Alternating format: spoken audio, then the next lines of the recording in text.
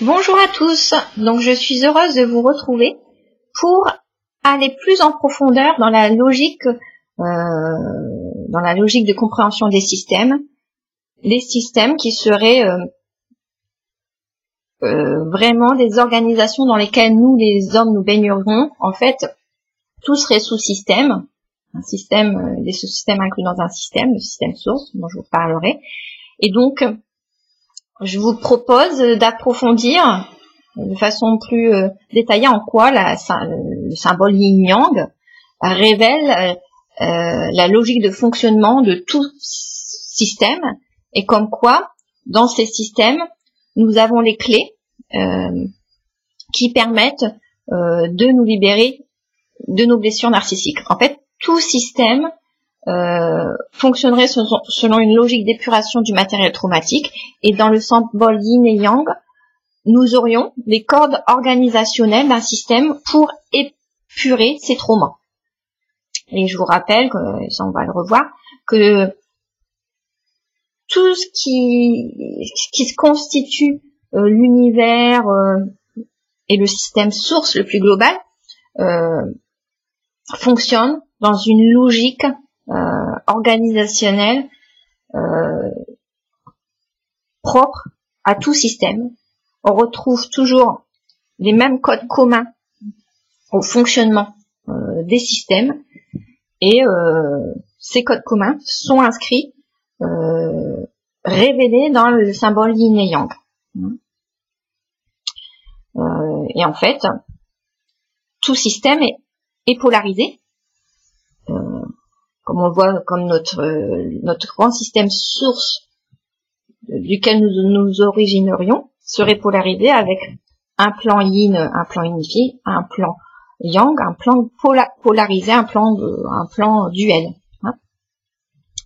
Voilà. Donc, je vous propose d'aller investir toute cette logique pour mettre en relief que de ce monde yang, de ce monde séparé et concret, nous avons accès aux clés du fonctionnement de l'univers, aux clés du fonctionnement du système duquel nous dépendons, du système source duquel nous dépendons. Et à l'intérieur de ce système source, il y a autant de sous-systèmes que de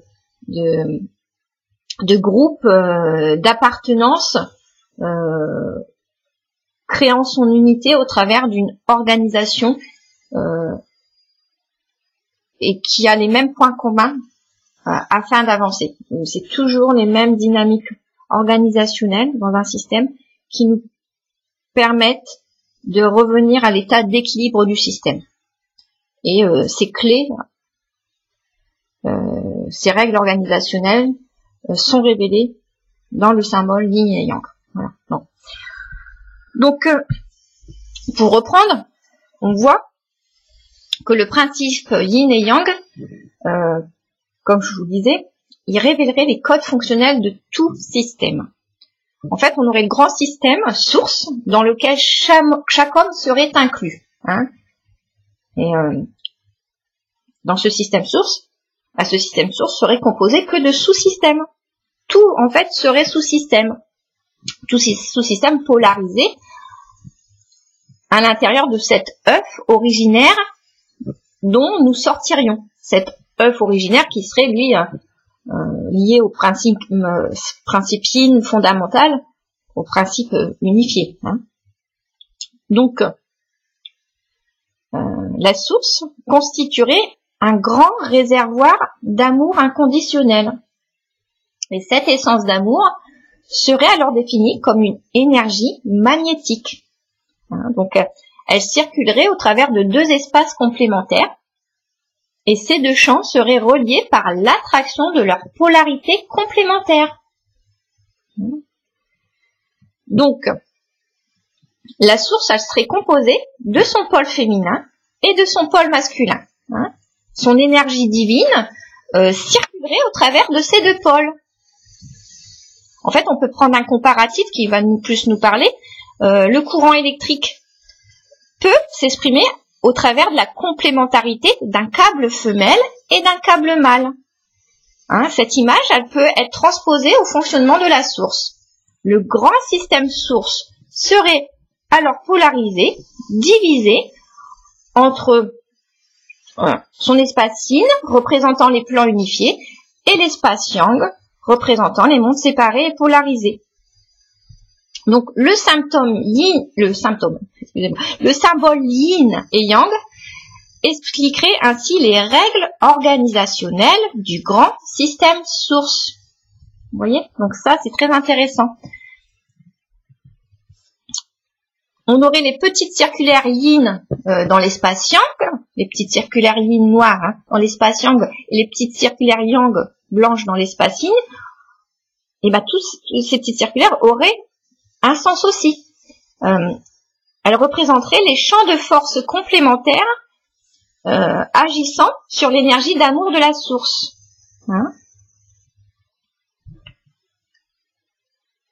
Ça, c'est hyper intéressant aussi.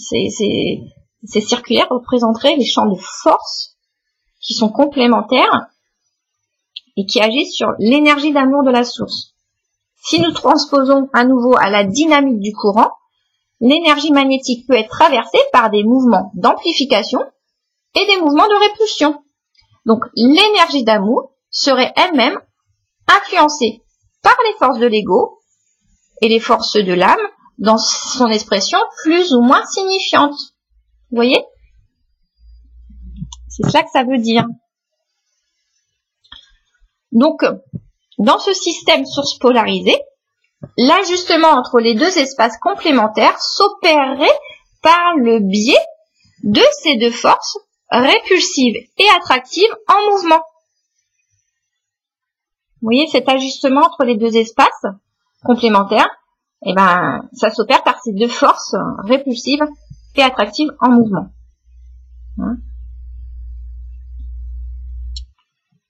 Donc on voit quand même que c'est très intéressant de voir ce qu'on appelle les modes runner et chaser constitueraient des champs de force complémentaires. Il y aurait le champ de force attractif dans le mode yin, le champ de force répulsif dans le mode yang. On retrouve quand Franck Hatem parle des mouvements de conscientisation répulsifs et des mouvements d'attraction d'amour. Donc on voit vraiment que ces petites circulaires yin et yang représenteraient vraiment les forces complémentaires agissant sur l'énergie magnétique d'amour de la source. Donc, nous, on pourrait dire que l'homme, il serait dans la partie yang du système source ici, et donc dans les mondes séparés. Dans les mondes divisés, donc ces forces opposées dont je vous parle, répulsives et attractives, s'exprimeraient par le biais du mental, dans la conscientisation, les mouvements répulsifs, et par le biais du cœur, mouvements attractifs. Donc, le cœur créerait les mouvements attractifs, et le mental créerait les forces de résistance. La présence des deux mouvements énergétiques serait indispensable à la bonne répartition d'amour entre un dedans et un dehors dans ces mondes séparés. Dans ces mondes séparés qui constituent le yang de la source. Donc vous voyez comme quoi les deux mouvements énergétiques sont vraiment indispensables pour travailler à la bonne répartition d'amour entre un dedans et un dehors. La conscientisation par le mental serait la force de résistance nécessaire au bon rééquilibrage de l'amour divin afin qu'il ne soit pas diffusé que sur l'extérieur. Comme je vous dis souvent, les féminins, on voit dans leur dynamique fonctionnelle qu'ils ont refoulé, mais les féminins ont pratiqué le don d'amour sur l'extérieur à 90% et 10% pour eux au fil des incarnations. Et donc, il y a eu cette problématique d'un mouvement chez la féminine où elle a été prise dans ces forces d'attraction et elle a, grâce au mental, à mieux gérer ces forces de répulsion pour mieux répartir les énergies en présence dans ce monde polarisées, des énergies d'amour qui seraient équitablement réparties entre un dedans et un dehors. Donc la conscientisation par le mental serait la force de résistance nécessaire au bon rééquilibrage de l'amour divin afin qu'il ne soit pas diffusé que sur l'extérieur. Comme je vous le dis souvent, le mental permet de mettre des limites afin d'investir 50% de notre amour sur notre intériorité et 50% sur l'extérieur. Les pathologies lourdes, comme je vous dis souvent, proviendraient d'une ouverture de cœur signifiante, donc de forces attractives signifiantes, sans ouverture de conscience ajustée, les forces répulsives. Dans ce monde séparé, la présence des forces de résistance est aussi essentielle que la présence des forces d'attraction. Elles permettent une égale répartition de l'amour divin entre un dedans et un dehors dans un monde séparé. Vous voyez comme quoi c'est très important, c'est très intéressant. Hein? Donc, on peut dire finalement que dans le plan unifié de la source, il n'y aurait pas par contre de force attractive qui s'exprimerait. Hein, pas de force, il n'y aurait pas de force répulsive qui s'exprimerait dans le plan unifié de la source, il n'y aurait pas de force répulsive. C'est pourquoi nous y créerions ce que nous pensons, hein, notamment dans nos phases de sommeil et de haute conscientisation. Donc les petites circulaires yin et yang, dans les espaces polarisés du système source, représenteraient ces deux champs de force complémentaires agissant sur l'énergie d'amour. Cette énergie d'amour, cette énergie magnétique d'amour, elle serait agie par deux champs de force complémentaires qui seraient ces mouvements répulsifs et attractifs. Donc, transposés au système flamme jumelle, ces deux forces opposées représenteraient les modes défensifs, contrôlant ou évitant des deux flammes à polarité opposée. Vous voyez, ça c'est important. C'est important de voir que ces circulaires ne doivent pas être assimilés à la polarité énergétique. La polarité énergétique serait représentée comme dans un système de courant, il y aurait la câble femelle et câble mâle. Donc, la polarité énergétique s'exprimerait de cette façon. Hein. Ça serait là où le courant d'amour circule, soit dans la polarité énergétique féminine ou masculine, et les deux champs force agissant sur ce courant magnétique et énergétique seraient ces forces répulsives ou attractives. Hein. Donc on voit que dans le système flamme jumelle, ces deux forces opposées peuvent être assimilées au mode défensif runner évitant et mode défensif chaser contrôlant. Et là, on se rend compte à quel point il ne faut pas confondre la nature des systèmes. Hein. Comme je vous dis souvent, la polarité énergétique n'a rien à voir avec les modes défensifs énergétiques. Hein. Il est important de ne pas les confondre, sinon, encore une fois, nous faisons une confusion entre système et sous-système, hein, et là, on recrée du déséquilibre, et ce n'est pas anodin. Hein.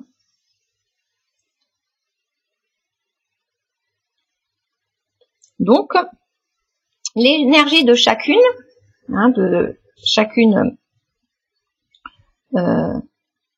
de ces polarités, féminines ou masculines, serait traversée donc par des mouvements répulsifs ou attractifs.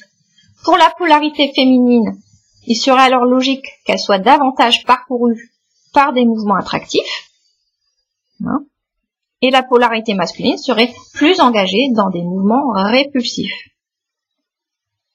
Même si les deux flammes sont influencées par des mouvements yin et yang, la polarité féminine sera plus traversée par des énergies yin, d'attraction de cœur, et la polarité masculine par des énergies yang, répulsion, conscience.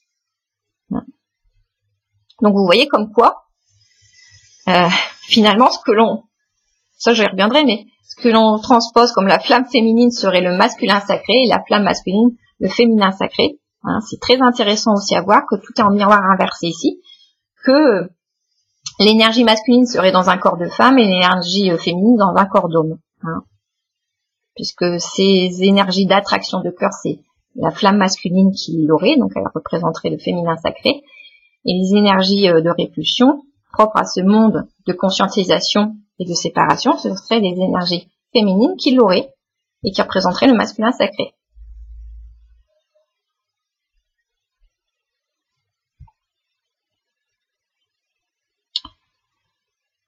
Donc, comme je vous disais, notre masculin serait le féminin sacré, avec des modalités défensives plus yin, et notre féminine serait le masculin sacré, avec des modalités défensives plus yang. Dans notre monde divisé, et en miroir inversé, l'énergie féminine serait alors principalement incarnée dans un corps d'homme, et l'énergie masculine serait principalement incarnée dans un corps de femme. Les modes défensifs énergétiques yin seraient les forces d'évitement runner principalement utilisées par nos masculins, qui seraient l'énergie féminine. Et les modes énergétiques yang seraient principalement les forces de contrôle chaser agissant sur nos féminins, qui seraient au final l'énergie masculine. Ainsi, nous aurions globalement des hommes d'énergie féminine et des modalités défensives yin et yang, mais principalement yin, donc principalement runner, évitement, cœur, attraction, durant le parcours. Donc on a des hommes principalement d'énergie féminine avec des modalités défensives yin. Principalement. Des hommes d'énergie féminine avec des modes défensifs principalement yin. D'accord. De toute façon, je laisse l'article pour que vous le relisiez. Nous aurions aussi des femmes d'énergie masculine avec des modalités défensives principalement yang, principalement chaser, qui sont plus dans la conscientisation, dans le mental. C'est leur partie, c'est le mental. Leur travail à ces énergies masculines qui sont dans un corps de femme, c'est de conscientiser pour amener à rééquilibrer les champs de force par des mouvements répulsifs qui permettraient d'équilibrer les champs de force entre mouvements attractifs et mouvements répulsifs dans le 50-50 afin de favoriser le bon équilibrage de dons d'amour entre soi et l'autre, entre le dedans et le dehors dans ce monde séparé.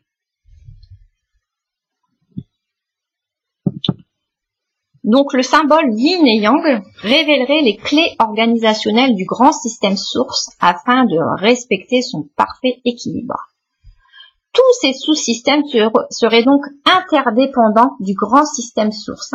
Les sous-systèmes participeraient par conséquent au bon fonctionnement du grand système en travaillant à son homéostasie intérieure et assurant le bon équilibrage entre les interactions des sous-systèmes. Donc les sous-systèmes, ils s'assurent une bonne homéostasie intérieure à l'intérieur d'eux et un bon équilibrage dans leurs interactions entre les sous-systèmes. Donc ce symbole yin et yang décrit donc les clés afin de permettre à tout système de s'harmoniser et d'harmoniser les relations avec les autres systèmes. Tout système somatique, psychique, individuel, couple, familial, sociétal, tout système unifié, dualisé, en fait tous les sous-systèmes, tous les systèmes, le système source, tous les sous-systèmes doivent respecter ces dynamiques yin et yang afin d'évoluer et de faire évoluer les systèmes environnants.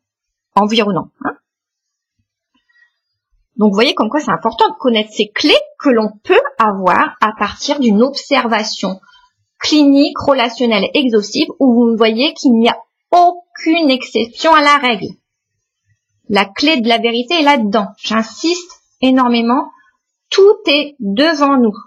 Dans le champ du non visible, dans le champ du relationnel, mais ce relationnel peut révéler ses secrets quand vous voyez qu'aucune exception à la règle se joue pour mettre en relief que les clés de l'équilibre dans le relationnel s'appliquent et se manifestent à partir du moment où on respecte les codes organisationnels de tout système et qui sont révélés dans le symbole du yin et du yang.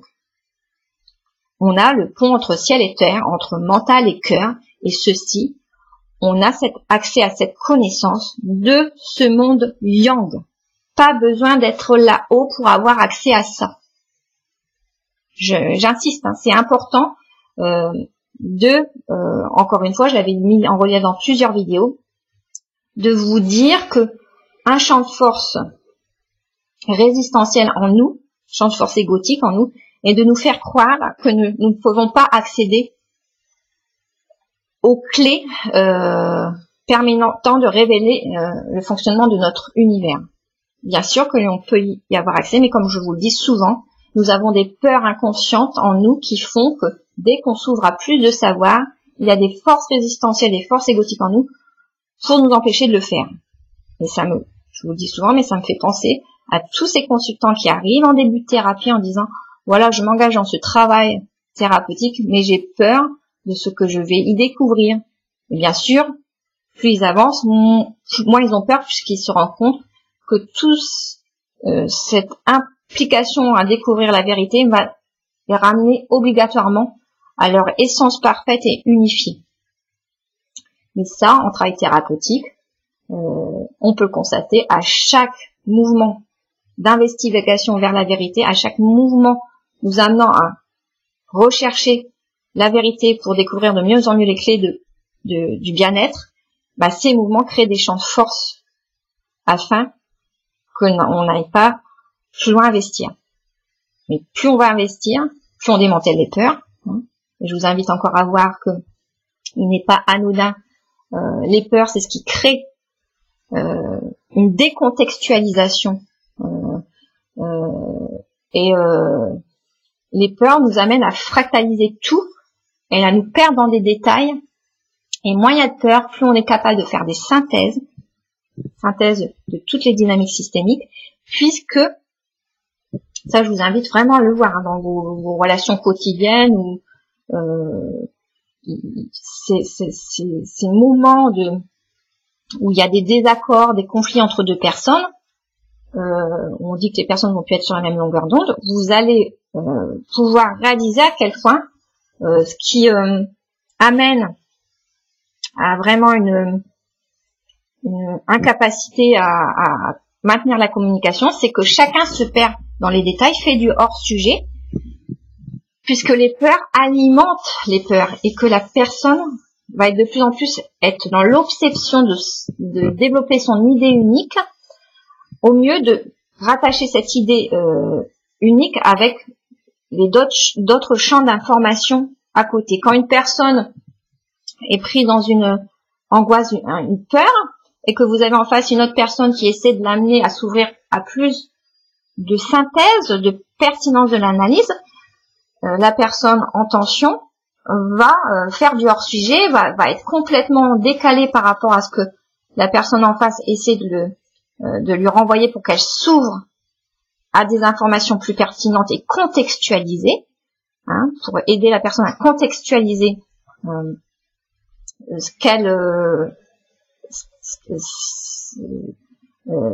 l'élément dans lequel elle s'est contextualiser l'élément sur lequel elle s'est centrée. Et à ce moment-là, la personne, elle va faire encore plus d'obsession et rester attachée à un seul élément. Je sais pas, en fait, c'est ça qu'il faut vraiment comprendre. C'est essentiel de contextualiser. D'où l'importance, comme je vous le dis souvent, de regarder toutes les vidéos que je vous propose, de la première à la dernière, de les revisionner s'il faut, de poser sur les articles, parce que vous sortez une phrase hors de son contexte, elle ne veut plus dire la même chose. Et les mouvements de peur en nous, inconsciemment, vont profiter de tout ce qu'ils peuvent décontextualiser pour conforter les fausses croyances dans lesquelles on baigne, parce qu'on préfère, malheureusement, dans ce monde conditionné, des conditionnements, on préfère le familier douloureux au bien-être inconnu. Voilà. Donc, ça, je fais des digressions, mais c'est vraiment pour vous faire réaliser à quel point il est important de vous dire que les peurs, les angoisses en nous font fractaliser tout. On appelle ça, il y a même cette citation, diviser pour mieux régner.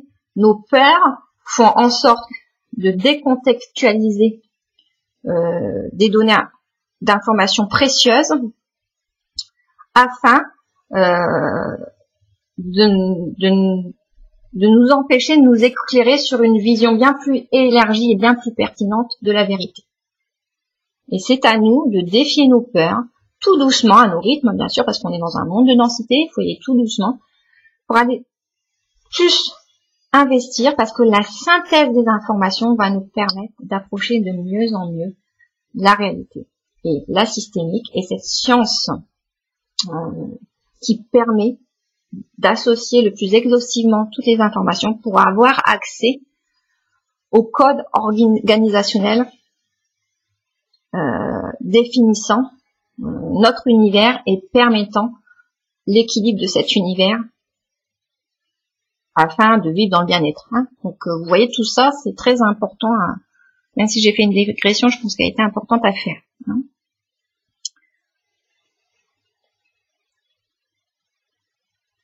Donc comme je vous disais, donc les flammes jumelles, elles doivent connaître ces codes fonctionnels, les codes fonctionnels définissant tout système, afin de réussir leur mission de réunion. C'est pour ça qu'on parle de tout ça, c'est que les flammes jumelles, si elles ne connaissent pas ces codes organisationnels définissant tout système, elles peuvent vraiment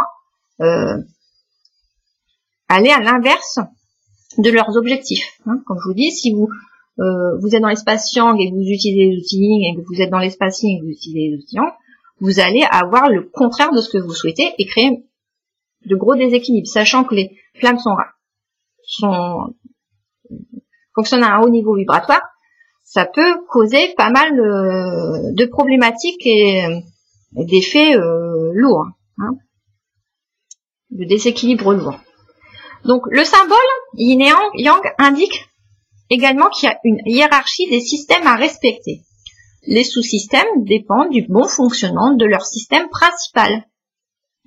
Le bon fonctionnement de l'inconscient dépend en amont des bonnes dynamiques de la conscience. Vous voyez comme quoi il y a une organisation des systèmes. Le matériel traumatique de la partie inconsciente ne peut pas s'épurer si en amont il n'y a pas une dynamique volontaire, une solidité narcissique de la conscience à vouloir avancer. Donc le système principal doit être prioritairement fonctionnel afin d'assurer la bonne évolution des sous-systèmes. Ouf, on pourrait dire, le système principal source est constitué dans son essence d'une seule vérité d'amour et d'unité. Donc son essence est parfaite. Ouf. Donc il devrait conduire ces sous-systèmes au fil du temps à être dans des dynamiques de plus en plus équilibrées. C'est ça que ça veut dire. C'est comme si on disait que on part en thérapie et on sait que la personne qui va faire un travail sur son matériel traumatique a une solidité narcissique dans sa conscience. Ouf, on sait que le travail va toujours se faire dans l'avancement. Et ben notre cher système source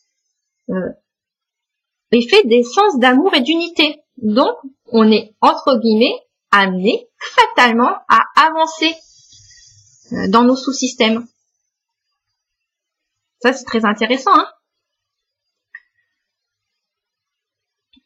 Donc l'organisation du Yin et du Yang permet également de mettre en relief les éléments de l'espace Yang. Et en fait, on met en relief que les éléments de l'espace Yang doivent suivre les codes fonctionnels propres à ce monde, c'est-à-dire la conscientisation, et les éléments sous-systèmes de l'espace Yin doivent utiliser les outils privilégiés de cet univers. Donc c'est l'exposition graduelle aux peurs. Vous voyez comme quoi c'est important de connaître le bon mode organisationnel d'un système. Si vous avez une inversion des rôles complémentaires, ça conduit en miroir inversé au déséquilibre. Si La flamme masculine fait plus de conscientisation et la flamme féminine fait plus d'exposition aux peurs, on crée du déséquilibre. D'où l'importance de connaître ces polarités et de respecter les rôles complémentaires de chaque flamme. Donc vous voyez comme quoi c'est, encore une fois, je le répète, important de connaître la nature de sa polarité. Ça a énormément de sens pour respecter les codes de l'équilibre du yin et du yang. C'est important de connaître sa polarité afin d'utiliser les bons outils de travail. Pour cela, il est essentiel de ne pas confondre système et sous-système. Il est important de ne pas assimiler les systèmes yin et yang à un système. Les sous-systèmes yin et yang, le système principal serait défini par la nature de la polarité et l'inversion créerait encore du déséquilibre dans la dynamique d'avancement. Si on confond le système principal avec les sous-systèmes, on crée encore du déséquilibre. Ça, je l'ai déjà dit, mais je le répète. Après, c'est à vous d'aller vous appliquer à lire les articles et à intégrer à votre rythme tout doucement tous ces codes, puisque tant que vous ne les intégrez pas, il est clair que vous pouvez repartir sur des déséquilibres en déséquilibre à traiter les informations de façon parcellaire et à décontextualiser des informations. Et là, c'est, comme on voit, c'est vraiment problématique, puisque on a tous les outils pour comprendre la logique de notre univers. Après, il y a un travail de transmission que je peux poser, mais le travail d'intégration, il est essentiel que vous puissiez le faire, puisque sans cette intégration, ce travail d'intégration, vous aurez tendance à utiliser des outils yin dans l'espace yang et des outils yang dans l'espace yin, et là, ça crée beaucoup de déséquilibre. Et quand on sait qu'une flamme, les féminins ont un taux vibratoire élevé, ça peut amener à des dynamiques déséquilibrées signifiantes d'eux-mêmes, dans leur système propre et dans les interactions avec les systèmes environnants, les environnements. Donc c'est pas des conséquences négligeables. C'est pourquoi je dis toujours, même dans ce système transmission-intégration, il y a une complémentarité des rôles, il y a un respect des outils à utiliser dans son propre espace. Donc, si la transmission est importante, l'intégration est aussi essentielle. C'est important.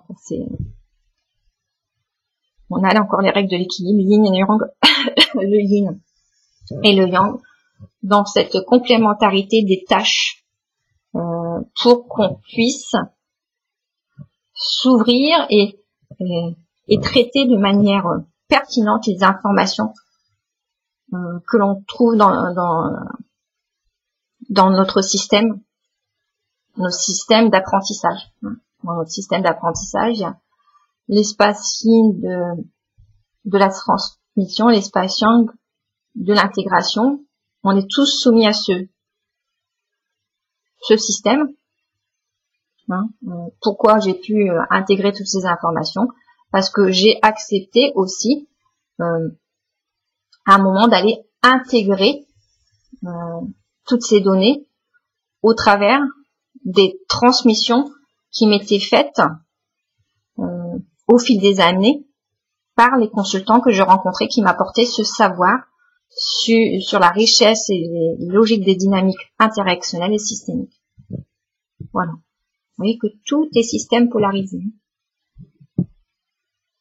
Donc vous voyez que cet article était destiné à mettre en relief que les clés de l'équilibre sont révélées dans le symbole du yin et du yang.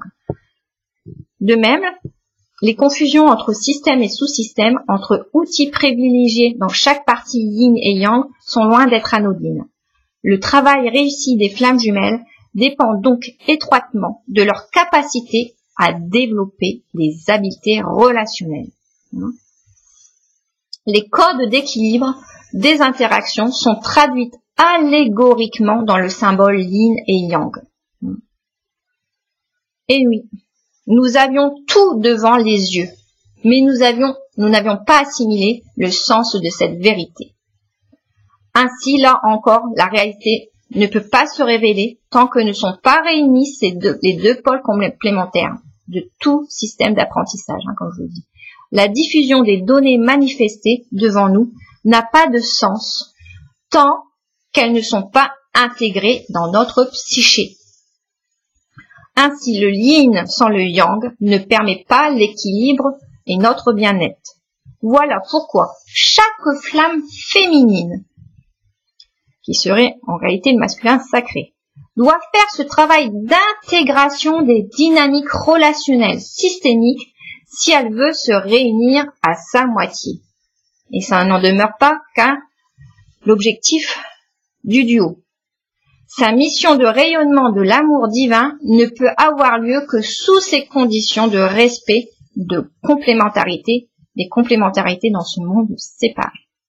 Et encore une fois, l'objectif de la réunion vient bien au-delà de cette réunion d'amour de flammes. Son rayonnement est bien plus signifiant puisqu'elle apporte les clés de l'équilibre pour les systèmes environnementaux. Et n'oublions pas qu'une flamme qui vibre haut dans le déséquilibre peut amener à des déséquilibres interactionnels bien plus lourds dans les systèmes d'appartenance dans lesquels elle baigne. Donc c'est vraiment dans l'intérêt du duo que ce travail d'intégration des codes révélés dans le yin et le yang doit être posé, mais aussi dans ce travail pour une collectivité. J'insiste sur ça.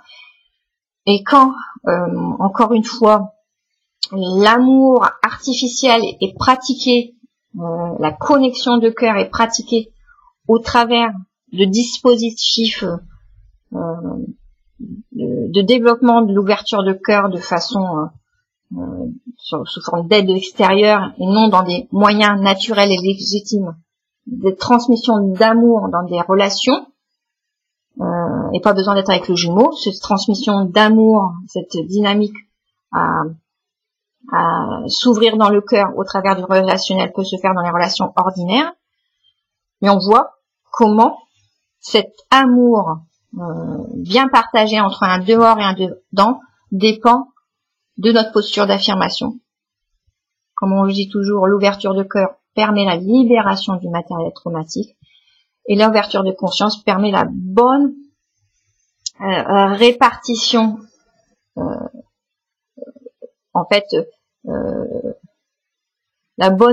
bon traitement du matériel traumatique, puisque l'ouverture de conscience va permettre de poser la bonne posture d'affirmation entre amour de soi à protéger son espace des abus extérieurs et amour de l'autre à l'aimer sans jugement malgré les désadaaptations de ces systèmes environnementaux en face. Vous voyez, il y a toute une répartition équilibrée d'amour à poser dans cet univers. Et j'insiste, se connecter au cœur à son jumeau dans sa grotte. Je provoque un petit peu, mais c'est important de comprendre que c'est pas anodin. Ça réveille le matériel traumatique, mais comment on fait pour le traiter, ce matériel traumatique, si on n'a pas eu l'habitude de pratiquer dans des postures d'affirmation la contenance de ce matériel traumatique, que ce soit dans les relations ordinaires ou les relations flammes jumelles. Vous voyez que tout ça, ça a du sens. Donc, c'est important de se dire, voilà, c'est dans les relations de ce monde séparé, propre à ce monde séparé, que l'amour se développe. Et si dans les relations aux jumeaux, c'est plus complexe, parce qu'il y a trop de matériel traumatique réveillé et que ça peut être trop éprouvant pour le duo d'être ensemble, cette posture d'affirmation, elle travaille plus doucement dans les relations ordinaires. Pas besoin à ce moment-là d'être près de son jumeau. De toute façon, naturellement, plus la féminine va travailler sa posture d'affirmation dans les relations ordinaires, plus le matériel traumatique va se libérer progressivement et plus le masculin va revenir par l'attraction dans le champ de perception de la féminine pour continuer la libération du matériel traumatique et l'épuration de ce matériel traumatique. Il y a toute une logique et la dynamique des systèmes permet de mettre en relief ça. Et qu'est-ce qui permet de révéler que dans le yin et le yang, il y a toutes les clés organisationnelles de tout système. C'est l'analyse exhaustive relationnelle qui le permet. Et ça, c'est l'amour qui fait qu'on investit les relations aux autres et qu'on décortique comment mieux se positionner dans l'équilibre dans une relation, comment s'affirmer dans une relation pour établir l'équilibre. Ce qui motive, c'est l'amour qui est là, l'amour naturel qui fait qu'on a envie d'investir les relations aux autres et s'y investir, de s'y impliquer pour trouver ces codes d'équilibre qui vont permettre de mieux communiquer avec l'autre. Et ça, c'est pas en restant loin, en se retirant des relations et en cultivant l'amour dans son intériorité, qu'on est en connexion de cœur dans ce monde séparé. Dans les mondes unifiés, oui, il n'y a pas de monde manifesté,